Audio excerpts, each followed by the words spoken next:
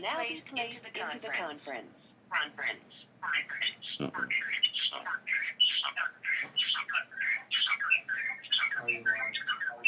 Yeah, but I'm trying to mute this one.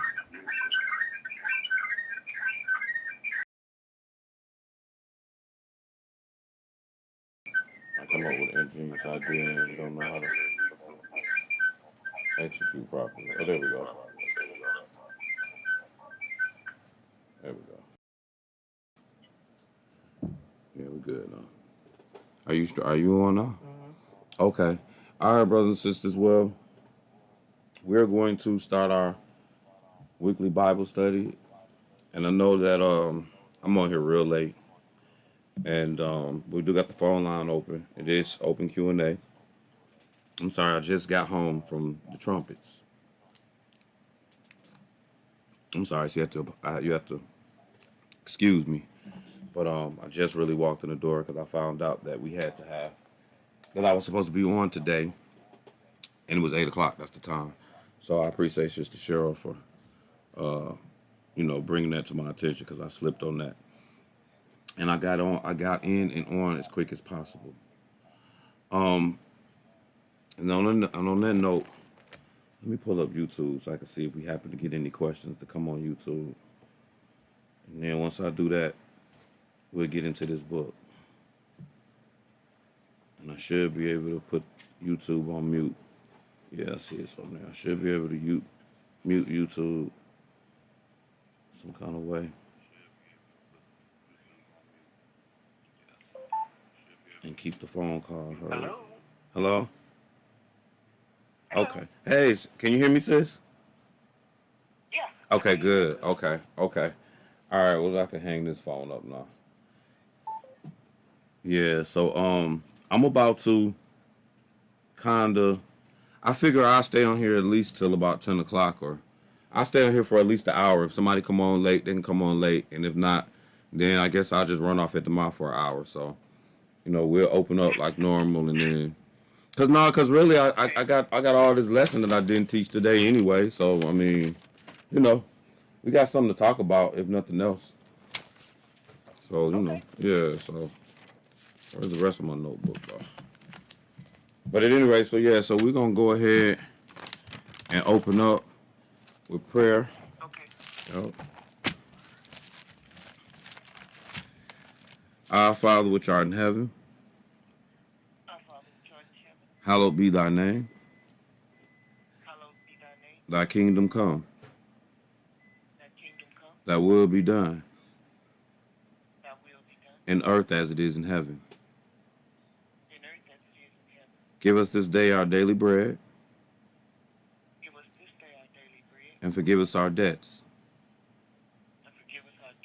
As we forgive our debtors. And lead us not into temptation. But deliver us from evil. For thine is the kingdom. And the power. And the glory. Forever. In Jesus' name we pray. Amen. Okay, so like I was saying before, that when the reason I was late, and Sister sure you already know because you the one that called and told me, but the reason I was late was because we were partaking in the trumpets, and it was real nice. And with that being said, I want to go ahead and just jump right into some book here, because the trumpets is a feast that God got, and if anybody gets on the line at any point, y'all can feel free to comment, or I'm gonna pull up YouTube. Anybody watching on YouTube, you want to have a question or a comment, you can. I'm not gonna be on here all day, but we are gonna kind of go back over this lesson a little bit. But kind of go over the lesson.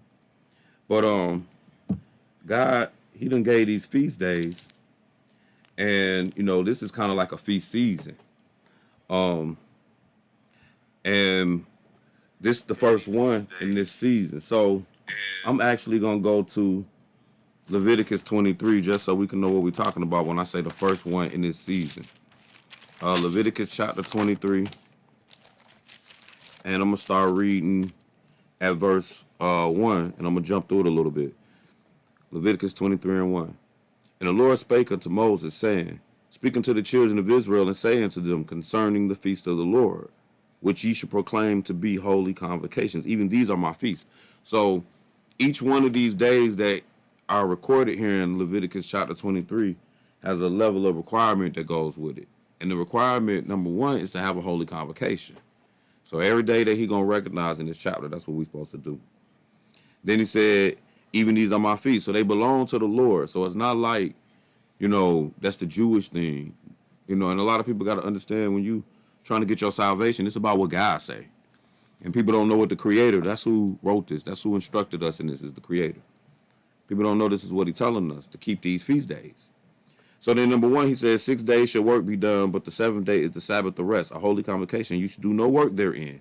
It is the Sabbath of the Lord in all your dwelling. So what he did, he showed you that every week you got a Sabbath, and he also showed you what you're supposed to do on that Sabbath, which is, but the 7th day is the Sabbath of rest, a holy convocation. So with that, he's telling you got to have a holy convocation. That's where church come from. So that's what idea we got to go to church. Well, he's telling you right here to go to church when he's telling you about keeping the Sabbath day. Rest, have a holy convocation. You should do no work therein. Say it's like, don't go to work. It is the Sabbath in all of your dwelling. So that verse right there tells you what is a Sabbath, okay? No work, rest. And the reason why I'm making sure we point that out is a holy convocation, because now with these feast days, they're Sabbaths, but at the end of the day now, it's a festivity day. So you got a weekly Sabbath, and other places in the Bible tell you don't do your own pleasures, you don't speak your own words, you don't cook, things of that nature. So as we continue to read, it says verse 4, these are the feasts of the Lord, even holy convocations. So he's saying these are the feasts of the Lord. Even these days you're going to have holy convocations, which ye shall proclaim in their season. And that's what I'm saying. We're in that season now. We're in the season of the last of the feast. In the 14th day of the first month, that even is the Lord's Passover. So they had left out of Egypt at the Passover. So it was like, that's the Passover, right? But then he said, and on the 15th day of the same month is the feast of unleavened bread. Unto the Lord 7 days you must eat unleavened bread. And in the first day you should have a holy convocation, and you should do no servile work therein. So right there he's showing you, like, look, on that day you have a holy convocation at the beginning of the year with that feast. And then he say you don't do no servile work. You're going to do some work because it's a feast. It's a celebration. Then he keeps going. He said, but you should offer an offering made by fire unto the Lord 7 days. And in the 7th is a holy convocation. You should do no servile work therein. All right. And so he says this also for the next feast that follow, but that's not where we are. We are at the end of the year. And I'm going to show you that we're at the end of the year, right? It says, so we're going to jump over to verse 23. This is where we are. And the Lord spake unto Moses, saying, speaking to the children of Israel, saying, in the 7th month, in the 15th day of the month, shall ye have a Sabbath, a memorial blowing of the trumpet of holy convocation. So he's like, look, y'all need to have y'all holy gathering. Y'all need to have a Sabbath to make sure that you don't work, or do no servile work. You know what I'm saying? And then he was like, and you're going to have a memorial. So that means you're going to have a service dedicated for me. You know what I'm saying? Like, man, that's what a memorial is. Like, we're going to do something dedicated, because really we're going to dedicate it toward the trumpets. And that's what we did today. We had we had our memorial, the blowing of the trumpets. All right. And then you say, well, how you get, it say on the 7th month, on the first day, how you get that? Because when the Lord set up when the Lord starts saying this is the beginning of the year, he's talking about the spring in the Bible. He's talking about, and you base this off of moons. Like for example, when you go over to Psalm 81, right? So we're going to jump over to Psalm 81 real quick. Psalm chapter. Sis, if I'm talking too fast for you, slow me down. No. Okay. You're good. All right. Psalm chapter 81. So when we get to Psalm 81, we read this. It says, sing aloud unto God our strength. Make a joyful noise unto the God of Jacob. Take a psalm. Bring hither the timbrel, the psaltery, harp with the psaltery.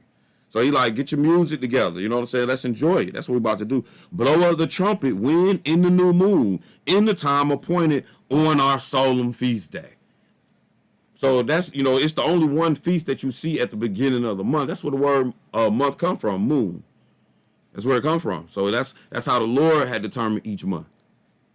Okay. So now going back to Leviticus 23, And looking at verse 23, and it said in verse 23 and 23, we already read this once, but it said, and the Lord spake unto Moses, saying, speaking to the children of Israel, saying, in the 7th month, in the first day of the month, you shall have a holy Sabbath. And you shall have a Sabbath, a memorial blowing of the trumpets, a holy convocation. You should do no servile work therein, but you should offer an offering made by fire unto the Lord. All right, so now that's what we was doing today, right? Now, what a lot of people don't know, though, that, you know, this, cause like God say that his feast days are showing you something to come. So like every time you look at something that God is doing, it's like, yo, what is it going to lead to? You know, where is this going to? What path is this traveling? So he got these trumpets, right? And a lot of people don't know that the trumpet is like a sound or an alarm or an alert to a king or to something that's going to happen. Like, for example, when you look at 1 Corinthians chapter 14. 1 Corinthians chapter 14. A lot of people don't know this, right? But starting at verse 7, he says, 1 Corinthians chapter 14, verse 7. And even things without life. So he's talking about, really, he's just talking about hearing stuff, really. Voices, tongues, that's more specific, talking about tongues. But he says, even things without life giving sound, whether pipe or harp, except they give a distinction in sound, how shall it be known what is piped or harp? So he's like, look, whatever, like if somebody playing a clarinet, how you know that's the clarinet and not the flute? You know, like they have a different sound. That's what it's saying. You know one from the other. Then it says, verse 8, for if the trumpet give an uncertain sound, so if the trumpet sound like something else, who shall prepare himself to battle? So like when you look at that verse, it's just showing you like the trumpet is what is leading you to battle. All right. And it's also doing something else, because the trumpets also announce kings. So you got two things working when we keep this memorial that the Lord is really trying to make sure that we recognize every time around. Like every year, he wants you to recognize this. He wants you to be able to shoot free throws at 100% when it comes to his feast days. And what do they lead to? What do they, where is the Lord taking you with all this? And this memorial, he's showing. Go ahead, sis. I'm one of those people. I'm one of those people that I love old movies. Right. And watch some of those old, I'll say, Roman type movies. Uh-huh. That's what you would see, them blowing trumpets announcing the king coming. Exactly. I didn't equate that until I actually started really getting into the word, and I have to have a reminder. And when you just said a few minutes ago, that reminded me, oh yeah, that's right. That's what it announces. It announces kings, and of course it's going to announce the Lord's coming back. But yeah, it's just amazing. Yeah, it announces kings, and another thing that it announced is war. Because like, and going back to the movies, and you might have seen this one, sis, but Glory, I remember that movie. That's the movie I think of, and how like they had somebody holding the flag and they had somebody holding the trumpet as they was going out to war. And it's like, well, dang, you ain't no good. You can't shoot nobody with no trumpet. Like you gonna play them to death, Right. But really, it was like, nah, like charge, like let's go at the sound of this trumpet, which it make a lot of sense. And when we read it, we're gonna see that trumpet. You gonna be able to hear. Like if you look at, like if you think about, like at like just think of sounds, or even like in Philadelphia where I live, they got a siren that go off. And like, or even like when you think of the military, it's like they blowing a bugle or trumpet or something, and it's loud and you can hear it regardless if you got a whole lot of talking going on, and you can hear it from a far away, the trumpet you can. So it's like, or the cornet or the bugle, whatever instrument they use like that, and it's definitely like an alarm or letting you know like there's something coming. Like for example, I'm in Amos chapter 3, right? Amos chapter 3, and then I'm going to read verse 6. Amos chapter 3, verse 6 says, shall a trumpet be blown in the city, and the people not be afraid? Right, because, and even where I live, when I hear that siren, I be like, yo, especially when I first moved here, I was like, yo, is everything straight? Like, I don't know what they're doing right now, But I know that siren caught my attention. It's just like at night we used to watch TV way back in the day. It was like when the TV go off, all of a sudden you get awakened by this the national anthem, That's and then a long beat. yeah, the national anthem or that what's that oh shoot Oh, that stuff to go sound pattern. shh. Yeah, you get all of that. Yes. Yeah, you get all of that. You know, it alert us like the TV don't went off. See, people don't even know about that no more, sis, where the TV used to go off. I'm that old. I was a little kid, but I'm that old where the TV would go off. I'm that old too. Believe me.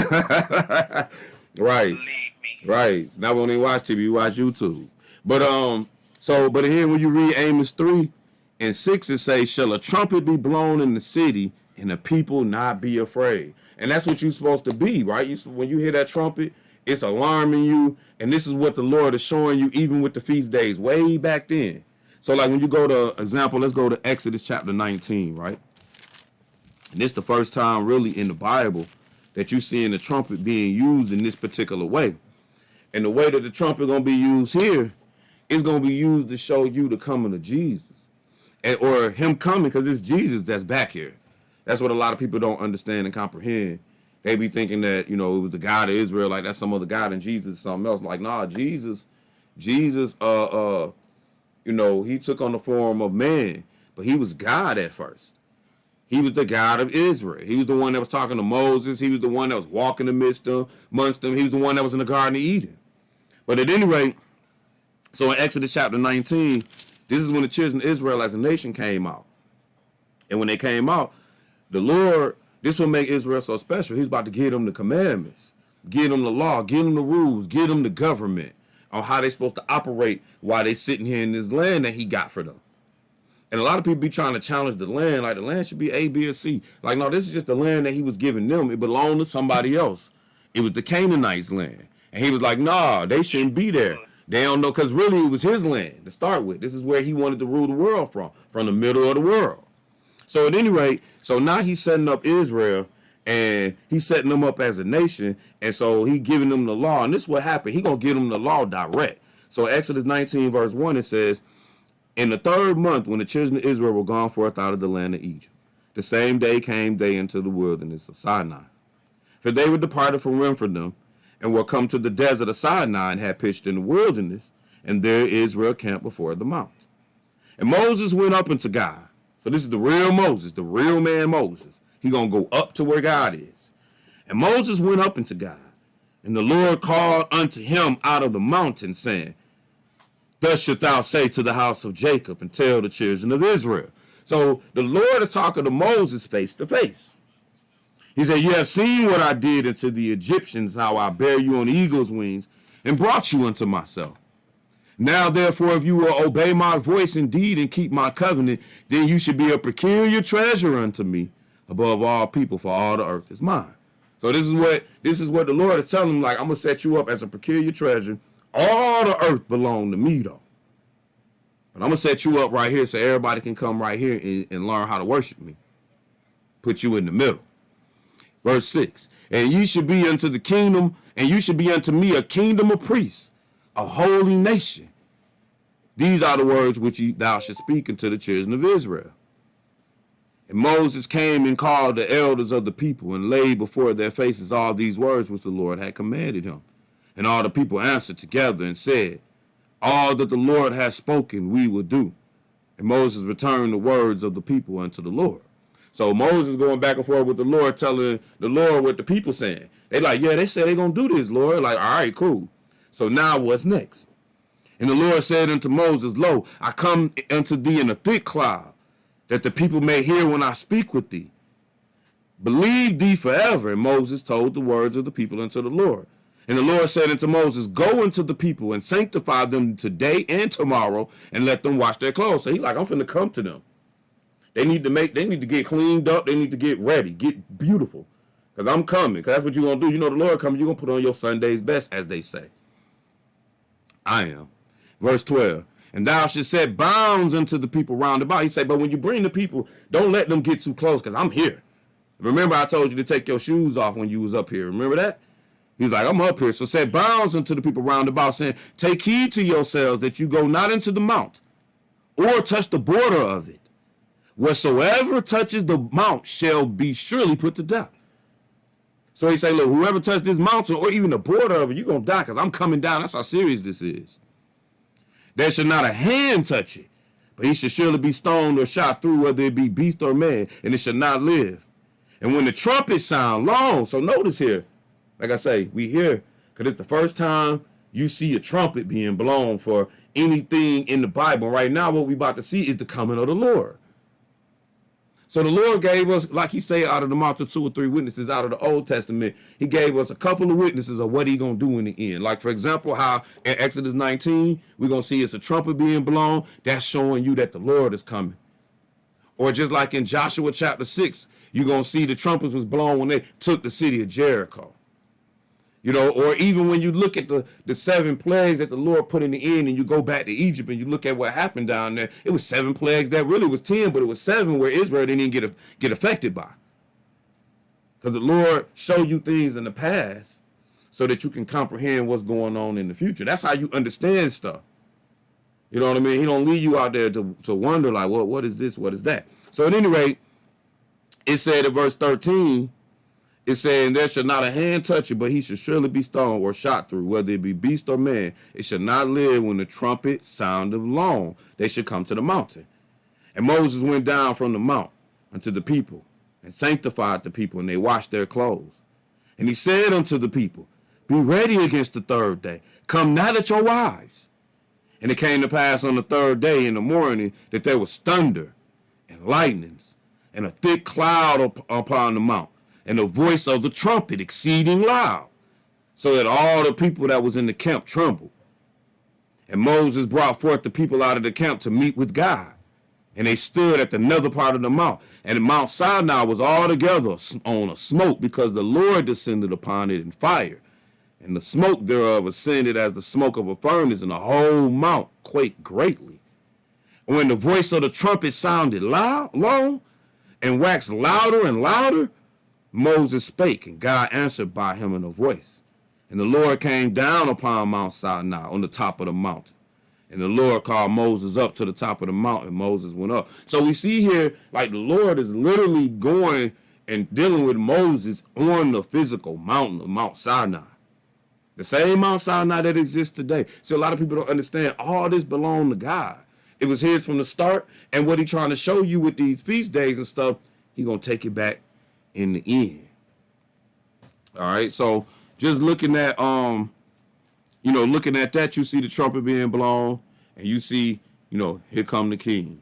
And then you can see the trumpet being blown even on other stuff, like when you go to, like, I got Numbers 10 in my writings. Numbers chapter 10. Is there anybody, I know I heard somebody come in on the phone line. Does anybody on the phone line have any questions or comments? Anybody on YouTube that's watching, if you got any questions or comments, feel free to interrupt me. I'm just kind of going back over the scriptures that we covered earlier today, trying to give a justifiable reason on why I was late for Bible study today. So, we got any questions on the phone line? Give me a little second, drink a little water. All right, so we're going to go to Numbers chapter 10, right? And what we saw in Exodus was like the first time we saw the trumpets do something that's relative to what's in the end. When you go to Numbers 10, it's going to do something too. So we're going to look at Numbers chapter 10, verse 1. And the Lord spake unto Moses, saying, make thee 2 trumpets of silver. A whole piece shalt thou make them, that thou mayest use them for the calling of the assembly and for the journeying of the camp. So he like, I got 2 trumpets that's going to call the assembly. And when they blow them, and when they shall blow with them, all the assembly shall assemble themselves to thee at the door of the tabernacle of the congregation. And if they blow but the one trumpet, then the princes, which are heads of the thousands of Israel, shall gather themselves unto thee. When you blow an alarm, then the camp that lie on the east part should go forward. So he's trying to give you directions with these trumpets, so when you hear them, you know how to function. And when you blow an alarm in the second time, then the camps that lie on the south side should take their journey, and they should blow an alarm for their journeys. But when the congregation is to be gathered together, ye shall blow. So notice he say when the congregation is gathered together, you're going to blow. Because when it's all said and done, That's what the Lord gonna do. He gonna gather the congregation. He gonna blow the trumpet. He said when verse 7, but when the congregation is to be gathered together, you should blow, but you should not sound an alarm. And the sons of Aaron, the priest, shall blow with the trumpets, and they shall be for you an ordinance forever throughout your generations.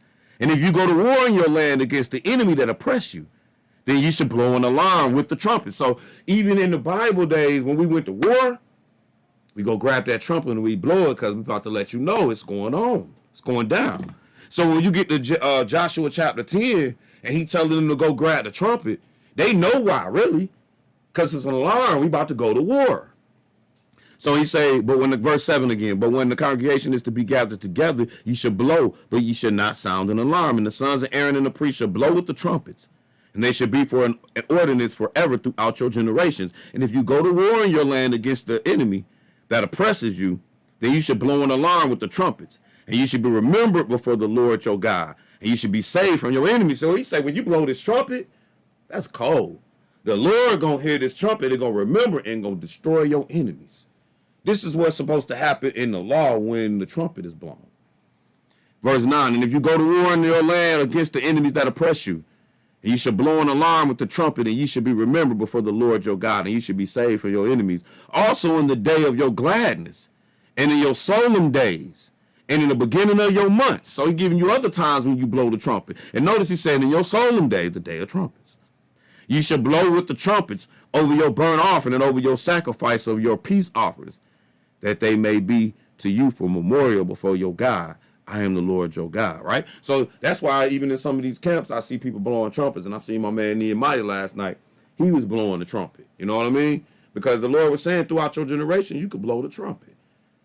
But it's showing you something, though. It's pointing to something else. All God's holy days, and that's why we deal with them, because they ain't over with. Man, you go to Zechariah 14, he tell you that when the Lord come back, we're going to deal with the Feast of Tabernacle. That's cold, too. Just to let you know, it go even on and on and on and on. Let's go over to Joshua chapter 6. Joshua, hey, Sister Elizabeth, how you doing? I know you missed us today. We definitely missed you. And definitely keeping you in prayer, Sister Elizabeth. She's still hanging in there with us. She be on everything. Facebook, Snapchat, YouTube, Twitter, I don't care, wherever, Instagram, wherever we are, the phone call. And y'all keep her in prayer, though, because she been dealing with some issues where she got to go back and forth to the hospital. I don't really get into people too much personal business that I may or may not know, but just keep her in prayer, though, okay? But it's good to have you on, Sister Elizabeth. So we're going to go to Joshua chapter 6. Joshua chapter 6.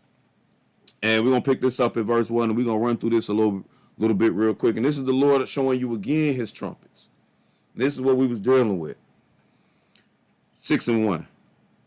Now Jericho was straightly shut up because of the children of Israel. None went out, none came in. And the Lord said unto Joshua, see, I have given unto thine hand Jericho, and the king thereof, and the mighty men of valor. Ye should compass the city, all the men of war. Go round about the city once. Thus shalt thou do 6 days. So he's saying for 6 days, you're going to walk around the city one time. And the 7 priests shall bear before the ark 7 trumpets of ram's horns. And 7 days shall ye compass the city 7 times, and the priest shall blow with 7 trumpets. So each day you're going to go by, you're going to blow the trumpet. This Jericho, this is a city with people in there. They got to be tripping. If I'm in Jericho, I'm like, Lord have mercy. I'm coming out, first trumpet. I'm like, yo, what y'all do? Okay, I don't want none. I don't want no smoke. Because that's what trumpets do. And the Lord had already said in Numbers, hey, blow the trumpet, and bang, it's wartime. And this is done all the way back then, and it can show you in the future what the Lord going to do. He's going to blow the trumpet. When? At wartime. Verse 4, and the 7 priests shall bear before the ark 7 trumpets of ram's horns. And the 7th day ye shall compass the city 7 times, and the priest shall blow with the trumpet. And it shall come to pass that when they make a long blast with the ram's horn, and when you hear the sound of the trumpet, all the people shall shout with a great shout, and all the wall of the city shall fall down flat, and the people shall ascend up, every man straight before him.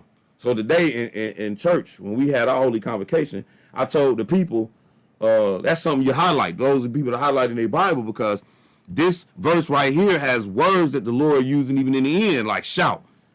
You know what I'm saying? When he blow the trumpet, a great shout. Things of that nature where the Lord going to ascend upon every man straight before him. Verse 6, and Joshua the son of Nun called all the priests and said unto them, take up the ark of the covenant and let 7 priests bear 7 trumpets of ram's horn before the ark of the Lord. And he said unto the people, pass on and compass the city, and let him that is armed pass on before the ark of the Lord. And it came to pass when Joshua had spoken unto the people, that the 7 priests bearing the 7 trumpets of ram's horn passed on before the Lord, and blew with the trumpets. And the ark of the covenant of the Lord followed them. So this ark of the covenant, it represents the Lord. This his seat. This his throne. So as the Lord is taking your city, he got that ark with it. Like how the people had a flag. So the Lord said, you don't need no flag, bring the ark. Verse 10. And Joshua commanded the people, saying, you should not not shout, nor make any noise with your voice, neither shall any word proceed out your mouth until the day I bid you shout. Then you should shout. All right, so we're going to jump down a little bit, verse 12. And Joshua rose up early in the morning, and the priests took the ark of the covenant, and the 7 priests bearing 7 trumpets of ram's horn before the ark of the Lord went on continually, and blew with the trumpets. And the armed men went before them, but the rearward came after the ark of the Lord, the priests going on and blowing with the trumpet. So it was executed what was said was going to be done, which was each day the trumpet was blown as they went across the city of Jericho. They about to take Jericho. That's what's about to happen. A whole city that's walled off and everything is about to just be discombobulated at the sound of the 7 trumps. Because at the end of the day, that's what the Lord is doing. When you look at the 7 trumps, they going to meet like at the Battle of Armageddon. They about to try to fight each other, but the Lord going to just destroy everything. That's what the 7 trumpets is about. And the Lord showing you that all kind of ways, because that's how the Lord teach you. That's why in the book of Job it say, who can teach like God? Can't nobody. God's so cold, he can teach you through his feast days. That's how no man didn't write this book. Because it got too much stuff that's showing you the future by things that took place in the past. But at any rate, we're going to skip down to verse 12. We're going to read it through 16. All right, so we should be at 14. And the second day they could pass the city once and return into the camp. So they did 6 days, verse 15. And it came to pass on the 7th day that they rose early about the dawning of the day and compassed the city after the same manner 7 times. Only on that day they compassed the city 7 times. And it came to pass at the 7th time when the priest blew with the trumpet, Joshua said unto the people, shout, for the Lord hath given you the city. So on the 7th time, the 7th day, when Joshua did, because he had told them before, don't say nothing, keep your mouth closed, don't do nothing, just follow instruction. Man got a problem with that. But this is how you operate with God. When you follow his instruction, everything cool. So when you start bucking them instruction, that's when you start making enmity with God. You don't want that. So it said, and it came to pass on the 7th day when the priest blew the trumpet, then Joshua said unto the people to shout. Let's skip down to verse 20. We're going to see the end of it all. So the people shouted with the priest blew the trumpet, and it came to pass when the people heard the sound of the trumpet, and the people shouted with a great shout. The wall of the wall fell down flat, so that the people went into the city, every man straight before him, and they took the city, everything but Rahab. They took it. The children of Israel, we did that. You know what I'm saying? Like the Lord had us do it in a particular way, but he was showing you something. But we see 2 ways in the Old Testament how the Lord used these trumpets. That's showing you a sign of something to come. The way number 1 we saw was Exodus chapter 19 when he was like, yo, before they come down, bang, blow the trumpet. Then here we seeing they taking the walls of Jericho 7 times. But that's how the Lord operate though. He show you stuff in the past so he can show you, that's going to lead to the future. Like for example, let's go to Matthew 24 real quick. Is anybody that's on the phone line got any questions for the day? Definitely taking questions on the phone line. Anybody that's watching on YouTube, you interrupt me with a question, I'll stop. It's no problem. It's no pressure because it is Q&A night. But like I said, I was just trying to justify my actions on why I was late today. And the crazy part about it is after we left where we feasted, just so y'all can know the real, I had the option to go home, which would have got me home before 8 o'clock. But we wasn't finished because we wanted to enjoy the rest of the day. So it was a little park with a little waterfront that, quite a few of us rode to. And we just sat out there and kicked it. Now, I could have been on my way home. So again, I apologize because I didn't know. I didn't look. I was too engulfed in what was going on in my world, which was the trumpets. But at any rate, so I just wanted to make sure I put that disclaimer out there too while I'm justifying why I'm late. So Matthew chapter 24 is a chapter in the Bible that tells us how The Lord gonna come back. So when you look at the coming of the Lord, one of the things that you gotta recognize and pay attention to is the blowing of the trump. So like when you look at verse 3, I always read this. It says, and as he sat upon the Mount of Olives, I'm in Matthew chapter 24. The disciples came unto him privately, saying, tell us when should these things be, and what should be the sign of thy coming in the end of the world. So when you start looking at what's the end of the world, that stuff gonna be answered in this chapter. So we're gonna jump all the way down to verse 29. We ain't gonna read all the stuff that's gonna happen. It's gonna be bad though. Sorrows, love of many gonna wax cold, pestilence, stuff we going through today, Antichrist, all of that, great tribulation, all of that is gonna happen before the Lord come back. But then when you jump to verse 29 and say, immediately after the tribulation, because really at verse 27 it said, for as lightning come out of the east and shine and even unto the west, so shall also the coming of the Son of Man be. So he's going to tell you in this chapter about the coming of the Son of Man. Like, you ain't going to miss it. Just like you see lightning, you ain't going to miss it. For wheresoever the carcass is, there will the eagle be gathered together. Immediately after the tribulation of those days shall the sun be darkened, and the moon shall not give her light, and the stars shall fall from heaven, and the power of the heaven shall be shaken, and then shall appear the sign of the Son of Man in heaven. And they shall all the tribes of the earth mourn, and they shall see the Son of Man coming in the clouds of heaven with power and great glory. So they're going to see God coming, Jesus coming, right? Verse 31. And he shall send his angels with a great sound of a trumpet, and they should gather together his elect from the four winds of heaven. For the four winds from one end of heaven to the other. So when the trumpet is blown, you see he's talking about gathering his elect. Some he made mention about gathering in Numbers chapter 10 as well. And then when the trumpet is blown, we see the Son of Man coming. What is the Son of Man coming back to do? Let's go to Acts chapter 1 real quick. Acts chapter 1. Acts chapter 1. And I'm going to read starting at verse 6. I'm sorry, y'all, but I have to cut the air off when I run the camera. You know, I don't want people to hear it. It gets so hot in here. All right, Acts chapter 1, verse 6. And when they therefore were come together, they asked him, talking about the disciples, this before Jesus left the earth, after he had died on the cross.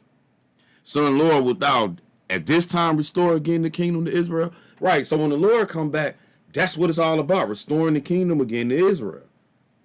And so the Lord is saying, just like when he ran through Egypt, or just like when he brought these trumpets on Jericho, it was all about the kingdom of God, kingdom of Jesus, kingdom of Israel. Wilt thou at this time restore again the kingdom to Israel? And he said unto them, it is not for you to know the time or the season for which the power will have put in his hand. So, you know, that's what the Lord is on, restoring the kingdom back to Israel.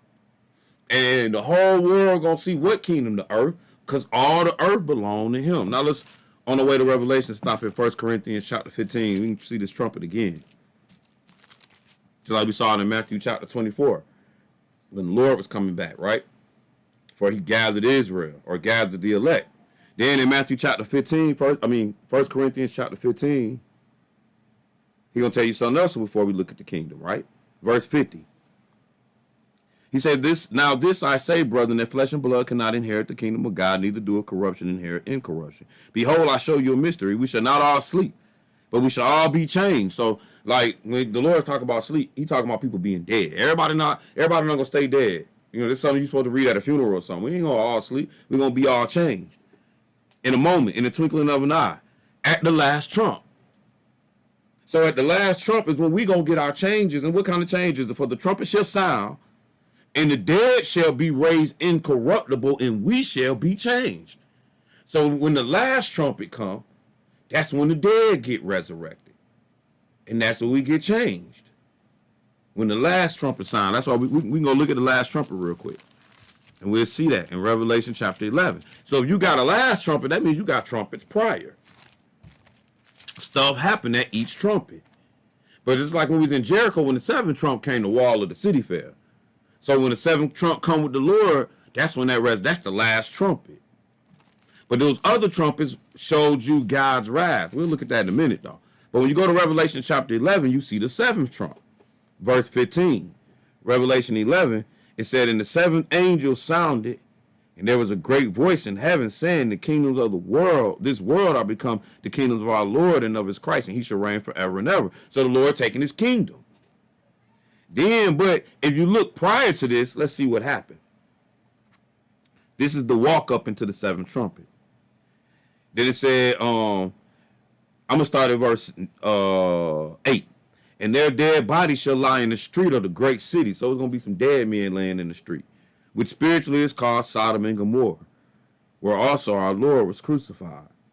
And they of the people and kindred and tongues and nations shall see the dead bodies 3 days and a half, and shall not suffer their dead bodies to be put in the grave. And they that dwell upon the earth shall rejoice over them and make merry, and shall send gifts to one another, because these two prophets tormented them that dwelt on the earth. So it's going to be two men that was tormenting the Antichrist anyway. And they're going to finally kill him 3.5 days before the seventh trump. And they're going to be having like Christmas in the fall time, because they're going to be making gifts. They're going to be so happy they killed these two men, right? But then something going to happen. Verse 12. And they heard a great voice from heaven saying unto them, come up hither. So look, a voice said, come up. And they that ascended up into heaven in the cloud, and their enemies beheld them. So these two dudes was just floating up, and a whole bunch of others. The same hour was there a great earthquake, and the 10th part of the city fell, and the earthquake was slain of men 7,000, and the remnant were affrighted and gave glory unto the God of the heaven. Second war was past, and behold, the third war coming quickly. Then the seventh angel sounded. So look, when the seventh angel sounded, that's when the resurrection of the dead come. I'll show you that some more, right? Let's go to Thessalonians, and we're gonna go to 1 Thessalonians chapter 4. He's going to talk about the dead some more. 1 Thessalonians chapter 4.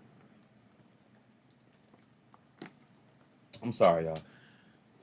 But this trumpet again, this is going to be blown, like I said in 1 Corinthians chapter 15, and the dead going to rise in Christ. It's that last trump. At the last trump. We're going to see the other 6 in a minute. So we still looking at the last trump. So in your 1 Thessalonians chapter 4, Paul going to tell us a story. Paul says this starting in verse 13. But I would not have you to be ignorant, brethren, concerning them which are asleep, that you sorrow not even as others which have no hope. Because other people who don't know about the resurrection of the dead, they don't got no hope, so they sorrow when people die. For we believe that Jesus died and rose again, even so them also which sleep in Jesus will God bring with him. For this we say unto you, by the word of the Lord, that we which are alive and remain until the coming of the Lord coming of the Lord shall not prevent them which are asleep. For the Lord himself shall descend. That means the Lord going to come down from heaven with a shout, and with the voice of the archangel, and with the trump of God. The Lord going to come back, and it's going to be the last trump. We read that in Matthew chapter 24. We read that in 1 Corinthians 15. We read that in Revelation chapter 11. So now you got this last trump. And say, for the Lord himself shall descend, verse 16, from heaven with the shout of a voice of the archangel with the trump of God, and the dead in Christ shall rise first. Then they which are alive and remain shall be caught up together with them in the clouds to meet the Lord in the air, and so shall we ever be with the Lord. Wherefore comfort one another with these words. So people be thinking that they're going to be with the Lord like up in heaven forever. Like, no, let's go to Psalms real quick, 149. Show you what happened to the meek and to the people that meet the Lord. What they get to do when the Lord come back. Because the Lord coming back, he ain't coming back to be willy-nilly. He come back to set up his kingdom. In order to set up a kingdom, we got to destroy one that exists. Psalm 149, right? And we're going to pick it up at verse 1. Praise ye the Lord.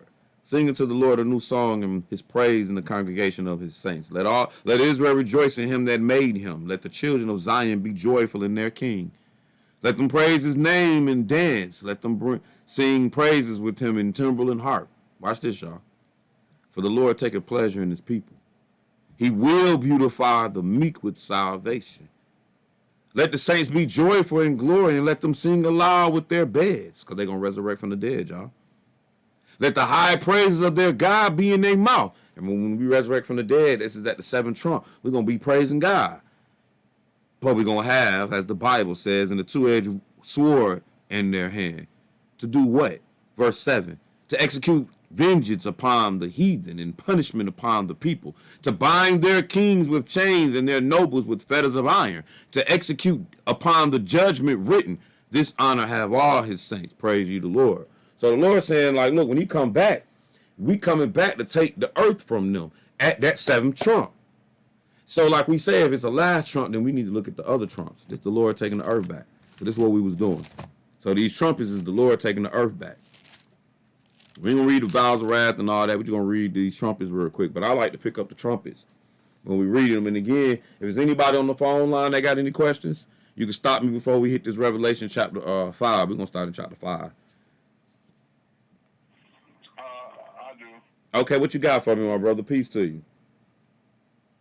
Brother John. All right, Brother John, what you got for me as a question today? Yeah,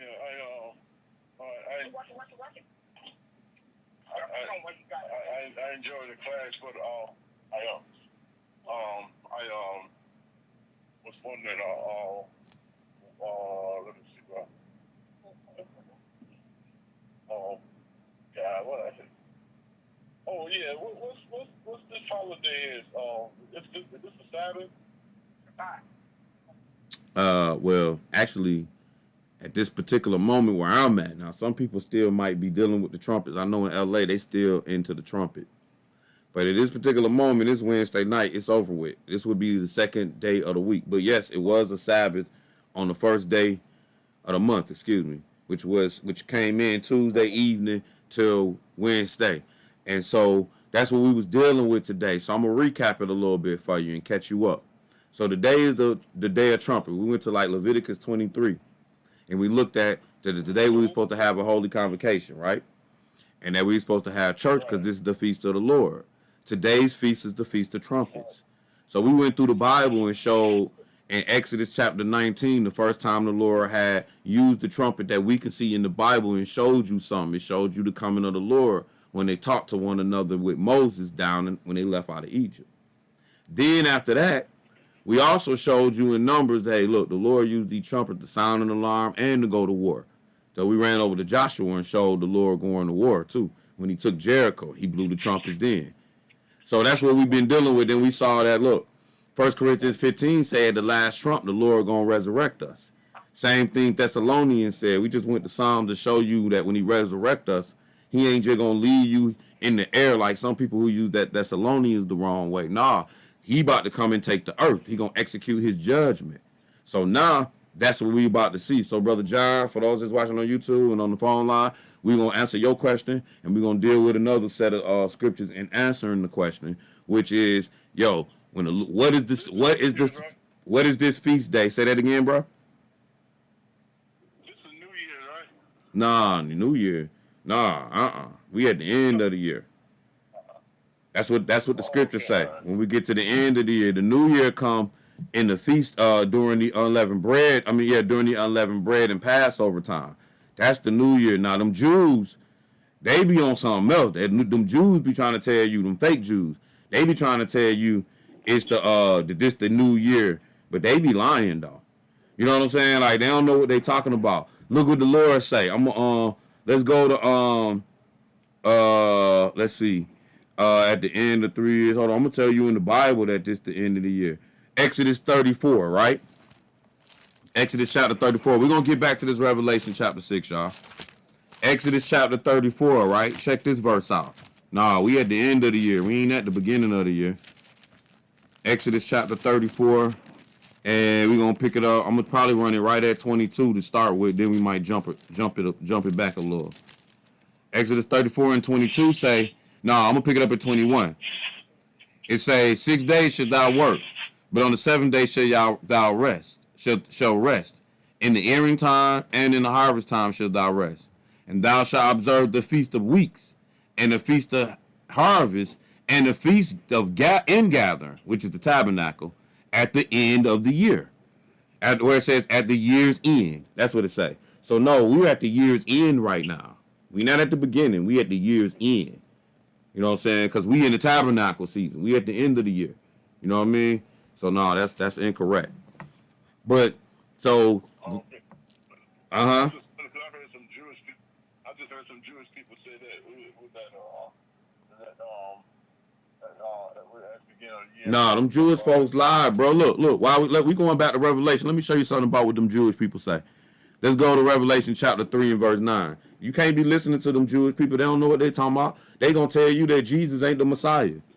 Look at Revelation 3 and 9 and say, behold, I will make them one of the synagogues of Satan, which say they are Jews and are not, but do lie. That's what they do. They lie, bro. Behold, I will make them to come worship before your feet. You know what I'm saying? Like, they liars. They what they saying ain't the truth. That's what he say another time in 2 and 9. I know thy works and thy tribulation and thy poverty. I know the blasphemy of them which say that they are Jews and are not. But our synagogues of Satan, what they teach is lies. They don't teach you the truth. So you can't be stunting them Jews, man. You know what I mean? Real talk. Like, you got to go in there and read the Bible. The Bible say clear as day that the tabernacle come at the end of the year. You know what I'm saying? Called it the end gathering there, because that's what he do. Like, you gonna read Leviticus chapter 25, we're gonna see it. He gonna blow the trumpet when he gather everything, right? So look, we're going to Revelation chapter, I said 6, but I said chapter 5, but we're gonna go to Revelation 6, right? And we're gonna pick up the Lord coming back real quick. And then we're gonna read this, and then we're gonna just read one more, and after that, we'll open up the phone lines again. Don't nobody got no questions, we'll close it out. Oh, no, we got one. Hebrews 6, 1 through 4, please and thank you. Yup. So look, this is how we're gonna get that. I'm gonna read these trumpets, all of them. I'm gonna start off with the 6th seal, then I'm gonna go to the 7th seal, then I'm gonna go to the trumpets. Then after we read them trumpets, then I'm probably gonna read one more verse on it, and then we'll wrap that up. So Revelation chapter 6, verse 12, because the seals came first. God had 7 seals in heaven. And nobody could open up the seals when John was looking at the vision but Jesus. So Jesus, the Lamb, opened up the seals, and he poured out the seals. And the seals actually was the Antichrist. The first 4 of them, and then the 5th seal was him killing. But the 6th seal was this, verse 12. And I beheld when we had opened the 6th seal. And lo, there was a great earthquake, and the sun became black as sackcloth of hair, and the moon became as blood, and the stars of heaven fell into the earth, even as a fig tree casts her untimely figs when she is shaken of a mighty wind. Verse 14. And the heavens departed as a scroll when it is rolled together, and every mountain and island were moved out of their places. And the kings of the earth, great men and rich men, and the chief captains and mighty men, and every bondman and every free man hid themselves in the dens and in the rocks of the mountain, and said to the mountains and rocks, fall on us, and hide us from the face of him that sitteth on the throne and from the wrath of the Lamb. For the great day of his wrath is come, and who should be able to stand, right? So that was that 5th trump, that was that 5th seal, that 6th seal. That 6th seal, when it came in, that was the Lord coming back to the earth, because he about to take over the earth. He got here first. He about to be up there. That was the 6th seal. So then here come the 7th seal. Revelation chapter 8, verse 1. And when he had opened the 7th seal, there was silence in heaven about the space of an hour. And I saw 7 angels which stood before God, and to them were given 7 trumpets. And another angel came and stood at the altar, having a golden censer. And they was given unto him much incense, that they should offer it with prayers of saints. Hold on, y'all. Somebody calling me. I gotta just hit the reject. Dang, I wanted to leave them a message. Okay, I can't do too much at once, so maybe they'll call back. And another angel came and stood at the altar. Hey, Raquel, can you hear me? Can you text Sister Sharice and tell her that I'm doing Bible study? So I couldn't take her call, please. Sorry, y'all. Where are we? All right, so look, chapter 8, Revelation chapter 8, verse 1. So he opened up the 7th seal, and then when he got to the 3rd verse, it said, another angel came and stood at the altar, having a golden censer, and there was given unto him much incense, and that he should offer with the prayers of all the saints with the golden altar which was before the throne. And the smokes of the incense which came with prayers and of the saints ascended up before God as the angel out of the angel's hand. And the angel took the censer and filled it with fire at the altar and cast it into the earth. And there were voices and thunders and lightnings and earthquakes, right? This is all that John saw. And the 7 angels which had 7 trumpets prepared themselves to sound. Remember, the trumpets is the coming of the Lord. The trumpets is the coming to battle. Here come the first trumpet. So the 7th seal introduces the trumpets. That's what we saw last. Verse 6, and the 7 angels which had 7 trumpets prepared themselves to sound, and the first angel sounded, and there followed hail and fire mingled with blood, and they were cast upon the earth, and the 3rd part of the trees was burnt up, and all the green grass was burnt up. Verse 8, And the second angel sounded as it was a great mountain burning with fire as it was cast into the sea. And the third part of the sea became blood. So as these trumpets come, now you're seeing blood being, water from being turned into blood here, just like we saw back in the days of Moses. But this time, we killing the third part of the animals in the sea and everything. Verse 9, and the third part of the creatures which were in the sea had life died. And the third part of the ships, like the Lord, to destroy the third of the sea with trumpet number 2, trumpet number 3. And the third angel sounded, because remember the Lord come back at the last trump. So each one of these trumps, he was just bringing his vengeance because he had came at the sixth seal. And now he bringing vengeance as he take the earth. Trumpet up verse 10, trumpet number 3. And the third angel sounded, and there fell a great star from heaven, burning as it were a lamp. And it fell upon the third part of the river and the fountains of the waters. And the name of the star is called Wormwood, and the third part of the water became wormwood. And many men died of the waters because they were made bitter. Trumpet number 4. Verse 12. And the fourth angel sounded, and the third part of the sun was smitten, and the third part of the moon, and the third part of the stars, so as the third part of them was darkened, and the day shone not as for a third of part of it, and the night likewise. So now it done got dark on the earth, stuff done got strange. We still here, y'all. We still here.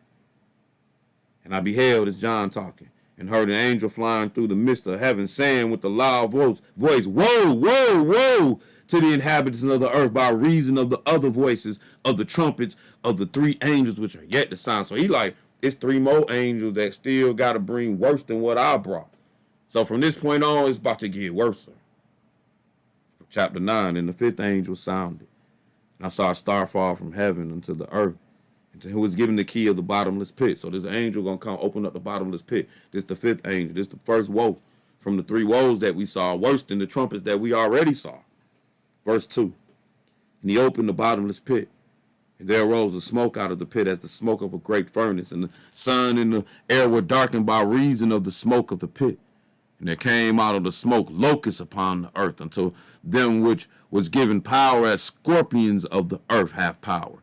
And it was commanded them that they should not hurt the grass of the earth, neither any green thing, neither any tree, but only those men which have not the seal of God in their foreheads. And to them it was given that they should not kill them, but they should be tormented 5 months. And their torment was as the torment of a scorpion when it striketh the man. So John is looking, and as he see the 5th trumpet, he like, yo, it was like some locusts coming up, and they was hurting men for like 5.5 months. This is all the wrath from the Lord that's coming on. And when I say it's the wrath of the Lord, right now what we're looking at is we're about to look at an army being described here. Because it's all walking us down to Armageddon, to that 7th trump, which is after Armageddon, actually. But we're going to see it. Verse 5. And it was given that they should not kill them, but that they should be tormented 5 months. And their torment was as the torment of a scorpion when he striketh a man. And in those days shall men seek death, and shall not find it, and shall desire to die, and death shall flee from them. And the shapes of the locusts were like unto horses prepared unto battle. And on their heads were as it were crowns like gold, and their faces were as faces of men. And they had hair as hair of women, and their teeth were as the teeth of lions. And they had breastplates as it were breastplates of iron, and the sound of their wings was the sound of chariots. Many horses running to battle. They had faces, and they had tails like unto scorpions. There were stings in their tails, and power was to hurt men 5 months. They had a king over them, which is the angel of the bottomless pit, whose name in the Hebrew tongue is Abaddon, but in the Greek tongue his name is Apollyon. 1 woe is past, and behold, there are 2 more woes thereafter. So we're going to read this one, and then we're going to go to chapter 16 and get the other 2, the last one, and then we're going to call it a wrap with that for this subject, and then we'll go to the question. I see we got a question online. Verse 13. And the 6th angel sounded, and I heard a voice from the 4 horns of golden altar which is before God, saying this to the 6th angel which had the trumpets, loose the 4 angels which are bound in the great river Euphrates. So the same Euphrates that it is to here today, it was here 2,000 years ago. This is when it was written 2,000 years ago. So he's saying we're going to deal with this Euphrates.